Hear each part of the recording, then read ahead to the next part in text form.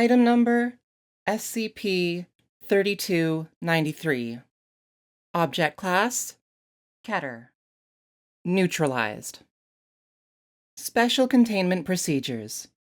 SCP-3293 is kept in a standard humanoid containment cell.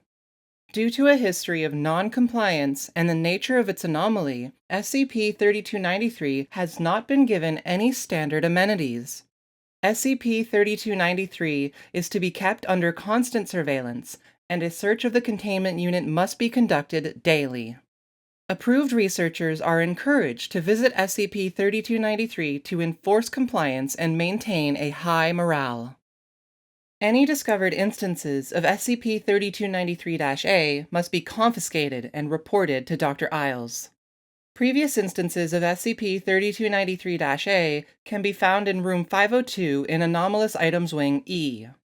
Any personnel who intend to conduct research on SCP-3293-A instances must obtain permission from Dr. Isles. Current containment procedures are under review and may be subject to change after approval from the Ethics Committee. Updated Containment Procedures. SCP-3293 has been neutralized. See Addendum 3293.4 for details. The original Wells household in Columbus, Ohio is to remain under constant surveillance. Description: SCP-3293 was a 6-year-old Caucasian human male, formerly Cooper Wells of Columbus, Ohio, USA. SCP-3293's anomalous effects manifested in its ability to create complex and inexplicable machinery and technology out of mundane objects, seemingly at will. SCP-3293 was categorized as a Class II reality-altering entity, with the scope of its abilities being limited to its direct surroundings. Footnote 1. Additionally, SCP-3293 appeared to be limited by size of the object as well. That is to say, while SCP-3293 could anomalously influence a cup or an article of clothing, it could not do the same to a room or a building. SCP-3293 did not appear to be aware of the anomalous nature of its abilities, nor its origins. SCP-3293 had a limited grasp of actual scientific and technological constructs and did not perceive its abilities as anomalous. Instead, SCP-3293's imaginative jargon for various objects and their purposes appeared to manifest into actuality, allowing SCP-3293 to create devices that functioned per their design despite their construction. SCP-3293 was prone to containment breaches, as it was capable of easily creating technology allowing it to teleport vast distances with little resources. However, due to SCP-3293's tendency to always attempt to return to the home of its parents, it was easily recontained in nearly every instance. For additional information, see Addendum 3293.3. Addendum 3293.1. Discovery. SCP-3293 was discovered when embedded Foundation agents within the Ohio State University faculty reported unusual and inexplicably high levels of radiation centered on a small Columbus suburb. This, coupled with an unexplained energy feedback from one specific home, allowed agents to quickly find and apprehend SCP-3293. Footnote 2.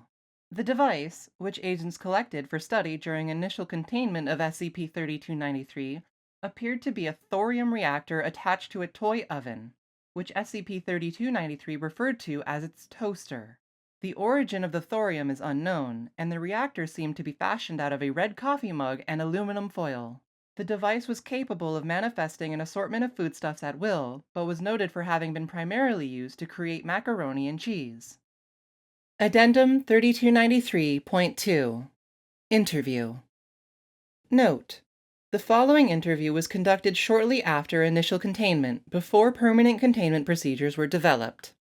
During this interview, SCP-3293 was under the impression that it was at a children's daycare facility. Begin log. Dr. Isles: Hey buddy, how are you? SCP-3293: Look, Miss Lady, I made a TV. SCP-3293 produces a dry erase board propped up with a piece of cardboard, to which are taped several short pieces of red yarn attached to a Foundation-supplied toothbrush. When SCP-3293 manipulates the toothbrush, the device functions like a television. Device is later collected for study. Wow, Cooper, that's so cool. How did you make it? I take the wire here and connected it to the well, not the long wire, but the short wire, 'cause I didn't have any long wire. But I connected it to the monkey troll, footnote 3, remote control, and turned it on. That's so good, buddy. What are you watching today? I'm watching Gumball. I see. Cool. So, Cooper, can you tell me about the thing you made the other day? The banana just splatted on the ground. I see that, yeah. But, hey, what about the thing you made the other day, huh? What does it do? Oh, that's a cookie bringer. Footnote 4. SCP-3293 and Dr. Isles refer to a device SCP-3293 has previously constructed out of a pair of socks and a desk lamp, which allowed it to materialize a chocolate chip cookie when activated. I thought, maybe I just want a cookie. So I made a cookie looker and plugged it into a thing bringer and made a cookie bringer. But then when the Mr. Guy came, he took the cookie bringer away. Ah, all right. But Cooper, I want to know, do you know Mr. Guy? If you give it back, I will give you a cookie when I get it back. Mr. Guy can have one too. Right. But how did you make the cookie bringer, Cooper? Huh? Well, you know that you can't just make a cookie out of socks and no, it was a cookie finder. And then I plugged it into the thing bringer. But it didn't even have a power source, buddy. Oh yeah, I forgot to add the batteries. Just add batteries and then it will be I think a cookie bringer, but more cookies? End log. Addendum 3293.3 Containment Breaches. On several different occasions, SCP-3293 was able to breach containment, either by creating a device to teleport out of Site-81, or by creating a device to brute force through security measures installed at the site. These devices included an invisibility hat, a shrink gun, a warp blanket, and a tunnel shoe, among others. However, after each breach of containment, SCP-3293 would attempt to return to the home of its parents, Dave and Kathy Wells. The Ethics Committee initially approved of the proposal of Dr. Isles to recruit Mr. and Mrs. Wells as E-Class personnel, in order to facilitate with containment, with the Wells under the impression that SCP-3293 is currently quarantined for a rare disease. Initially, this led to a total cessation of containment breach attempts in the first 3 months of recruitment. However, on February 14, 2018, the E-Class personnel convinced SCP-3293 to attempt to breach containment, citing paranoia and boredom in post-breach interrogations as reasons for this attempt. The Ethics Committee overruled the proposal to immediately execute the E-Class personnel and instead opted to amnesticize Mr. and Mrs. Wells. Footnote 5. Attempts to do the same with SCP-3293 have been unsuccessful, and relocate them with false identities and memories. While this led to higher breach attempts, SCP-3293 still followed the initial breach pattern to attempt to return to the Wells household. Because of this pattern of behavior, SCP-3293 was usually easily sedated and recontained. Eventually, SCP-3293 began creating devices that allowed him to locate and travel anomalously to his parents, though they did not recognize him and usually immediately alerted Foundation personnel embedded in the local police. After several attempts that resulted in his being turned over to the authorities by the amnesticized Mr. and Mrs. Wells, SCP-3293's emotional state began to severely deteriorate. This was exacerbated by extended containment, specifically after protocols restricting its access to any objects it could use to create anomalous technology with. Eventually, SCP-3293 grew withdrawn and hostile towards Foundation staff and had to be sedated for feedings and sleep, among others. Dr. Osterman. As previous containment breach indicates, SCP-3293 poses significant risk to personnel involved in its containment. It has proven incapable of adjusting to its environment and will now attack any personnel who enter its chamber with makeshift weapons. Until such time that SCP-3293 can be transported to a high-security Keter-class containment ward, I propose to amend the current special containment procedures, both to minimize the risk of containment breaches, as well as maintain a steady mental state through constant sedation without neutralizing the subject. Special containment procedures. SCP-3293 is to be contained within a soundproof, modified humanoid containment cell at Site-81. The cell must be devoid of any objects, including living accommodations and all forms of entertainment. SCP-3293 is not to be provided any clothing or other personal items and must be restrained. Thrice daily, SCP-3293 is to be given appropriate food rations, fed via feeding tube while sedated.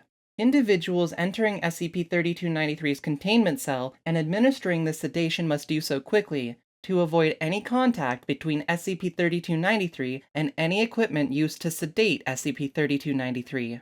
Footnote 6. Preliminary tests of this protocol have proved efficient. However, should SCP-3293 become capable of interacting with personnel before being sedated, secondary protocols utilizing unclothed personnel for restraint are to be enacted.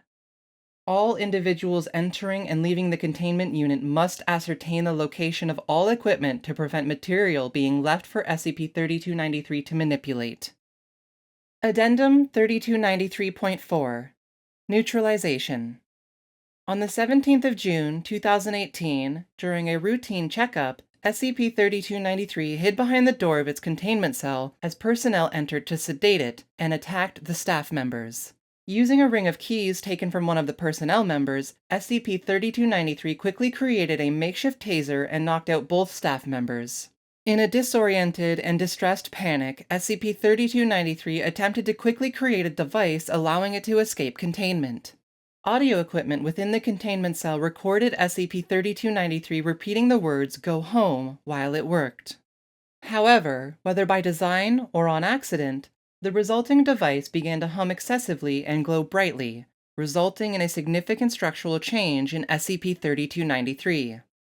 The entity's limbs began to increase rapidly in length, breaking in several places as its features became severely distorted. Its skin began to slough off in several large sections, and its eyes began to bulge considerably and fill with blood. Its jaw sagged considerably, and it seemed no longer capable of closing its mouth, its words becoming unintelligible noises. This entity was accosted by the now conscious members of the containment staff, who managed to back the clearly panicked entity into a corner. Before additional containment personnel could enter the chamber, the device SCP-3293 had created exploded violently, killing SCP-3293 and both members of staff attending to it. The bodies of the two containment personnel were interred per Foundation protocol, while the corpse of the SCP-3293 entity was incinerated after dissection. Footnote 7. The interior structure of SCP-3293 was genetically identical to SCP-3293 prior to the incident, and while all major organs and musculoskeletal structures were intact, all showed signs of significant deterioration and distortion. Afterwards, SCP-3293 was reclassified as neutralized. Addendum 3293.5 Collected Anomalous Devices 3293-A-1 Description: Easy bake oven attached to crude thorium reactor, constructed primarily out of empty tin cans, a flashlight, and an otherwise non-functioning laptop computer. Purpose: a toaster created to manifest snacks for SCP-3293. Location of recovery: Site of initial containment. 3293-A-4 Description: A plastic bendy straw taped to an empty matchbox. Purpose: Acts like a handheld cellular phone. Location of recovery: Site of initial containment. 3293-A-6 Description: A pair of cotton socks wrapped around a standard issue bedside lamp. Purpose: Materializes cookies. Location of recovery: Containment cell. 3293-A-9 Description: 3 steel bed springs tied together with shoelaces, affixed to a towel and worn on the head. Purpose: Teleporting device. Location of recovery: Containment cell. 3293-A-14. Description: Standard issue slip-on sandals attached to the end of a mop handle. End of the sandal is razor sharp. Purpose: a shoveling device seemingly capable of digging through any substance. Location of recovery: containment cell.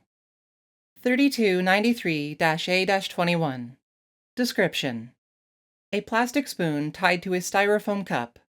Purpose: similar to 3293-A-4, but can only make calls to SCP-3293's site of initial containment. Footnote 8. Due to possibility of breach of sensitive information, safeguards established to block calls coming from 3293-A-21 at the home. Location of recovery: containment cell.